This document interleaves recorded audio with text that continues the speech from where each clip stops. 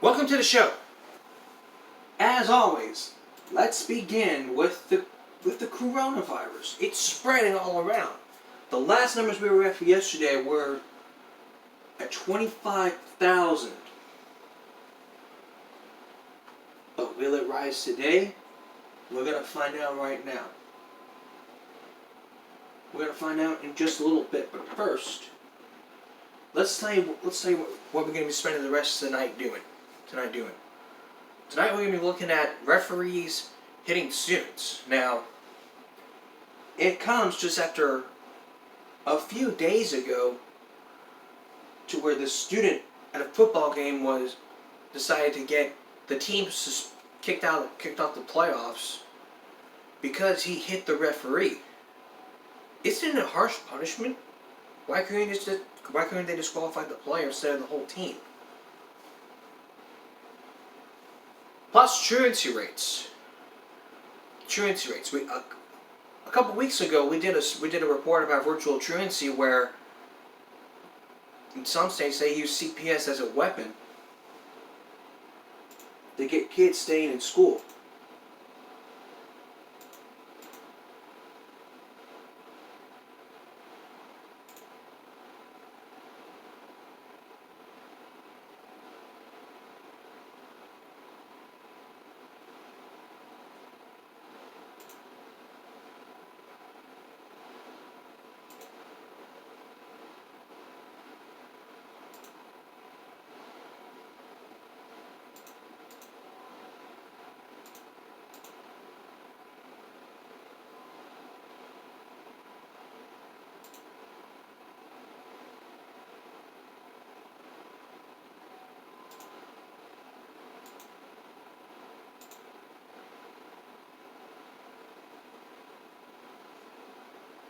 Plus pranks in the library.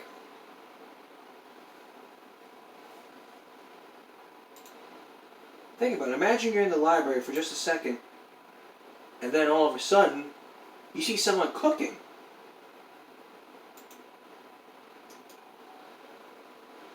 Or hear some strange phone calls.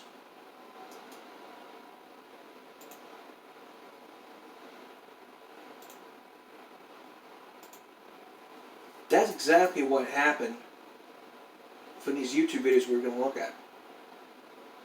But first, let's turn to Edinburg, Texas, where 3 days ago, a student from Edinburg High School was arrested for assault after he hit the referee.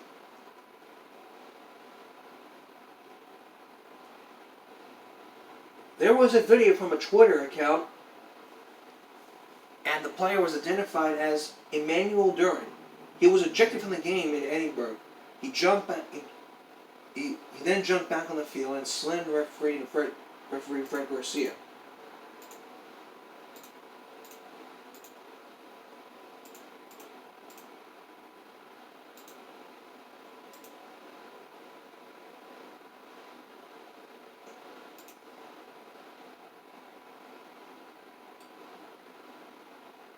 He was taken to the hospital, and his condition was unknown.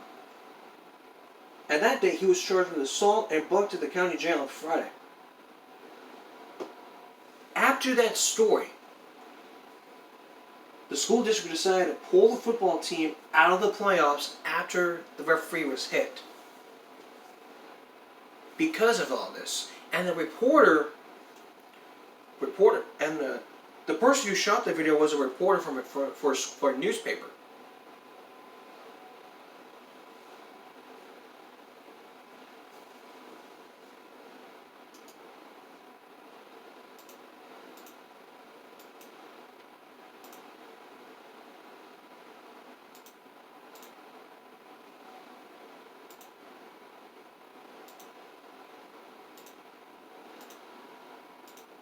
So, I read that article, and it just doesn't seem right. You can't disqualify players just because they hit. You can't disqualify the team just because they hit the referee. That's not right. You can disqualify the player. That's fine. But you can't disqualify the players from the game.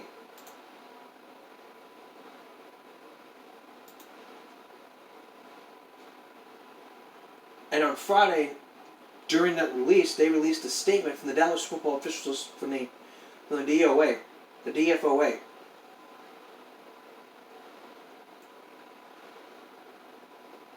This person who shot was a reporter named Andrew McCulio.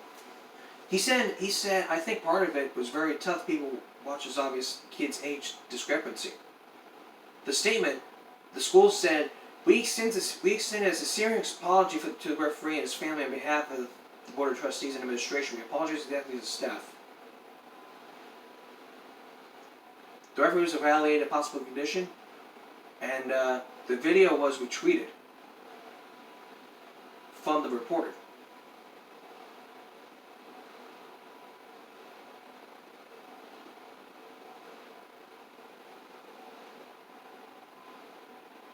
So, is it right to be pulling out football players because of an injury, because of an incident that happened? Well, I don't think it's okay for that. First of all, if a player hits a referee, he has to be disqualified. You can't disqualify the team. Just disqualify the player. If you disqualify the whole team, that can be a bit harsh. Like in an episode of Smallville, where all 7 players were accused of cheating by Coach Walt. They told him to keep quiet. One of the cheaters came forward and told him that the coach supplied him with tests. He denied it. And in this case, during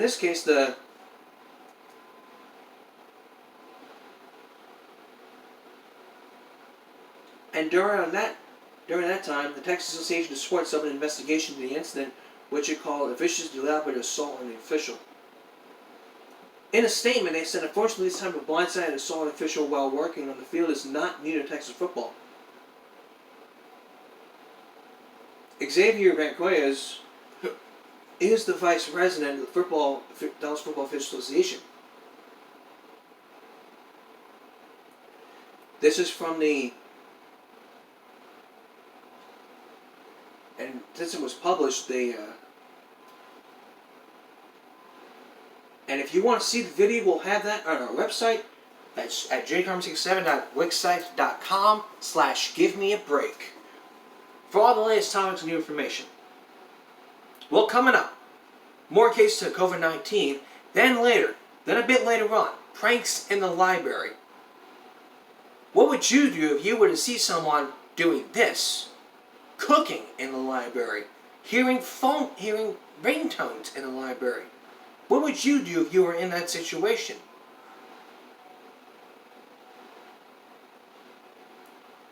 That's all that coming up. Now to the latest on the coronavirus. As you can see from today, just 5 hours ago,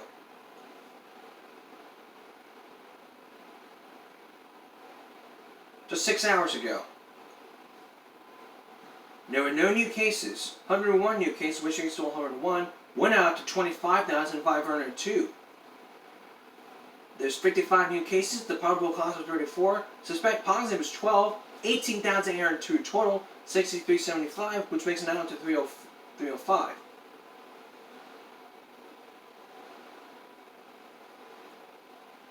One new deaths, that makes it 502. 22,000 have recovered. Hospitalized, 3901. Currently hospital 129. ICU 42.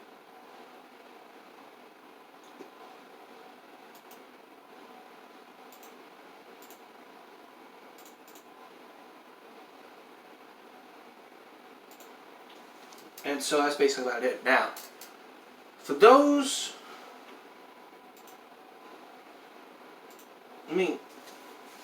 now think about this for a minute.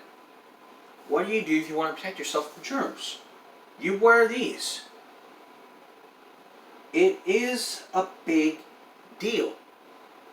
You need to wear these every single day. Just every day. Social distancing, it happens every day. We need to be 6 feet apart at least. Can't wear a mask like this or like this. You have to wear it at the nose. Like this. It should protect you by 80%.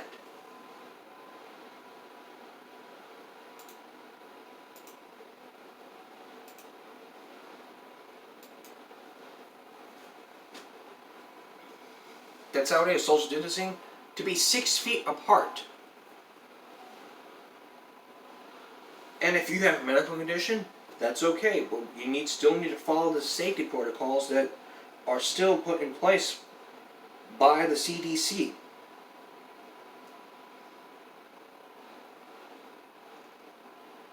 And also next week on the show, we're going to provide you with Christmas tips that will help you and your family have a safe and happy holidays. We'll also give you some tips from the CDC on how to protect yourself and how to protect your gifts for this holiday season, and how to wait in line for your favorite gift. That's all that next week. That's a preview for next week.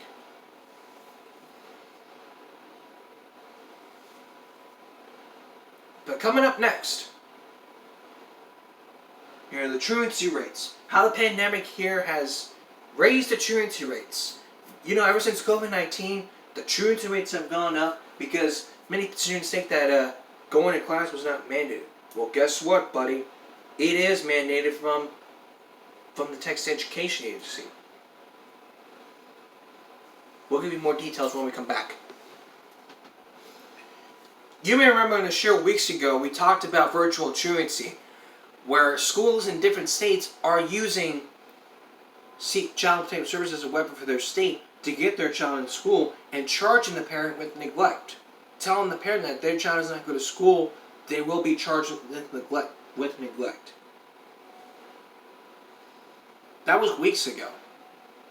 Now focusing here in the coastal Bend, with the pandemic rising up, classes are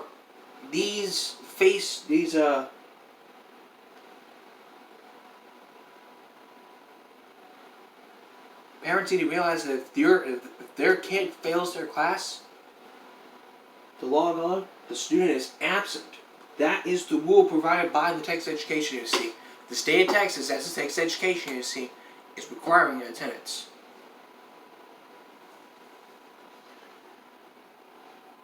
According to this article from Nora Pettis,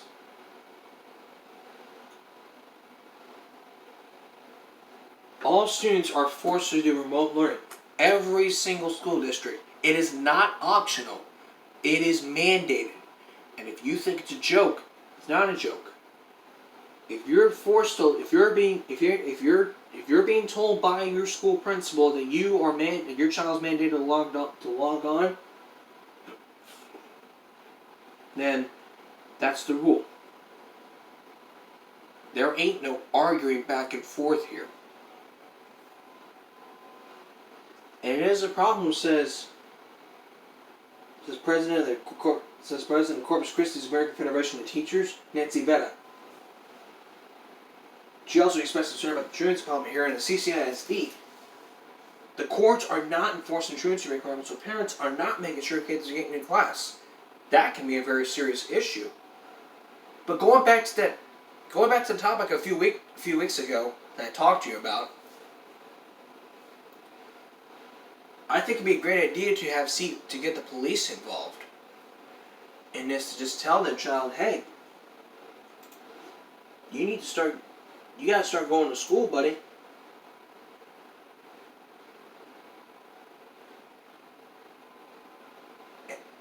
And the president is right. All students should be attending school, whether it's virtually or face-to-face. And there's one of the judges who says that here's the cases. She also says CCISD is currently presenting some cases. Judge Delmar Rodriguez, who was Precinct 2 plus 2 and Justice of the Peace of Mesa County. There's nothing in the law that's changing to COVID in reference to truancy.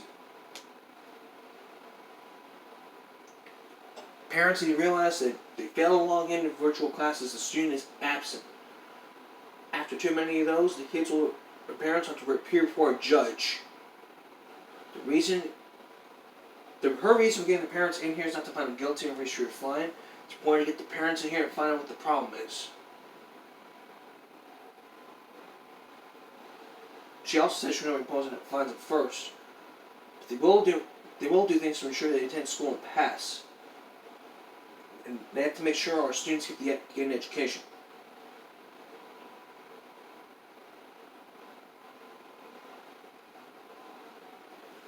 The state of Texas, that's the Texas Education Agency, is requiring attendance. So if your child wants the driver's license, or they want credit, or we want to the next grade, they have to be in school. There is no if, there is no and, there is no but, there is no excuse. There's no ifs, ands, buts, or excuses.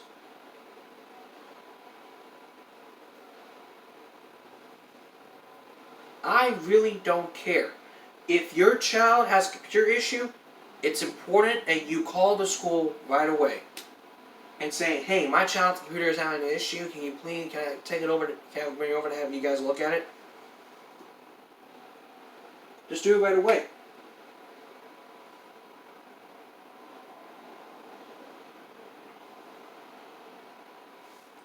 And then probably say, and then I'll probably tell you, like, oh, he should be doing remote learning like a few days until we can get this. We should have him do face-to-face learning until we can fix it. And the man was saying, that's okay. But the problem is, parents don't even know. Here are some key tips. 1, you need to make sure your child is at school at all times. What I recommend is you downloading the Life 360 app. It helps me. It helps my mom. Whenever I'm at work, it'll let her know that I'm at work.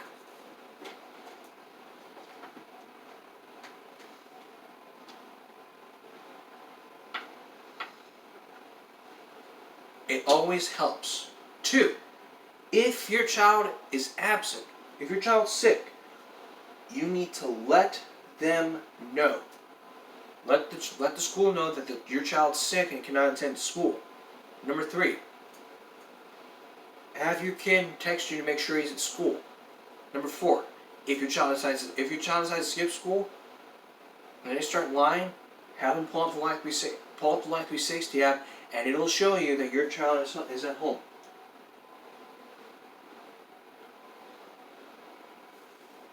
It works.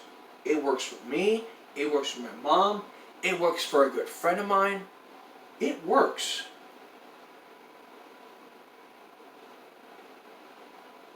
And if you think it won't work, try me. But I guarantee you, it will work.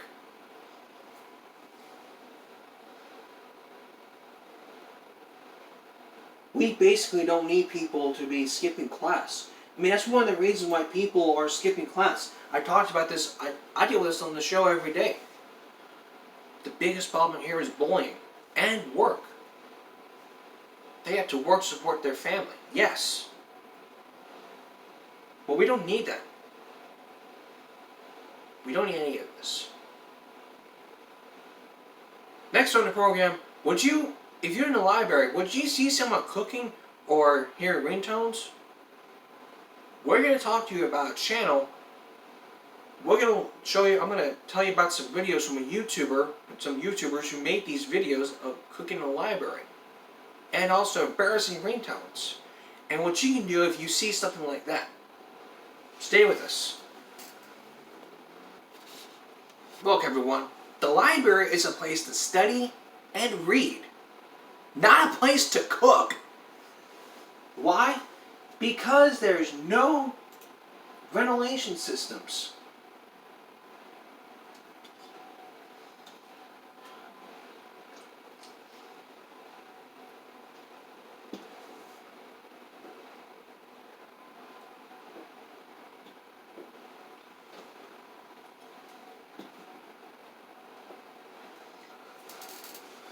And if you see that happening, report it to the library owner immediately, and they will take care of it like that.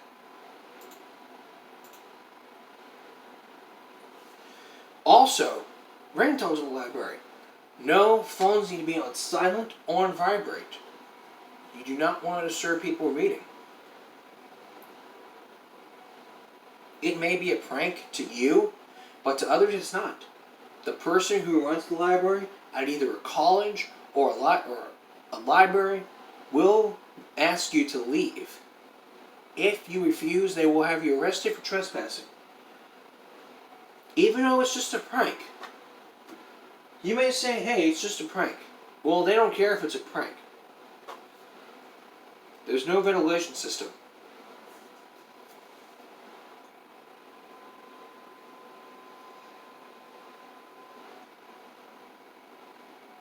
And even college lectures. This guy named J-Ron,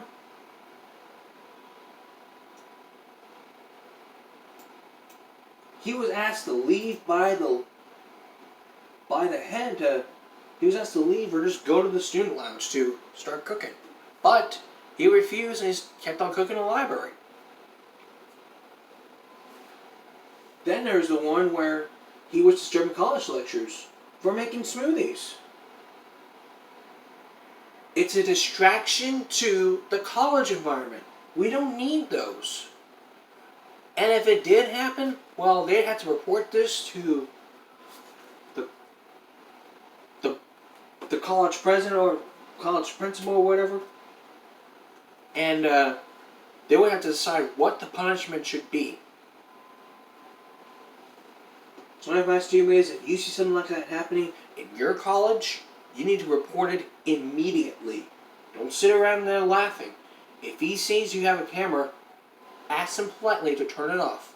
If they refuse, the teacher will ask them to turn it off. If they also refuse, then what will happen is they would have to take him to the head. And they will decide what the punishment should be. And if it's uploaded to YouTube, well, the college will send you out an email saying to delete the video. If you refuse, you will be in trouble. You will be in trouble. And by that I mean lawsuits can be happening, legal action. They're talking criminal charges, trespassing. And you can just go well tell the damn courts that, oh, it was just for a YouTube video. You tell your attorney, the attorney will tell them the same thing, and then the judge here will just dismiss this, will just drop the charges. And that's it. Don't be pranking people. It's not wrong. It's just wrong. It's not right. If you're going to prank someone, just prank your parents. Not in public places. Not at a store. Not at a library. Not at school. Nowhere. In the comfort of your own home, with your parents or a friend. We don't need that crap. Coming up on Wednesday, more COVID-19 cases, especially early voting. We're going to talk to you about the early voting what's going to be happening next week, and what you can do to be safe. All that's tomorrow. And that's Give Me a Break for this Monday. We'll see you again on Give Me a Break Wednesday. Have a great night, everyone.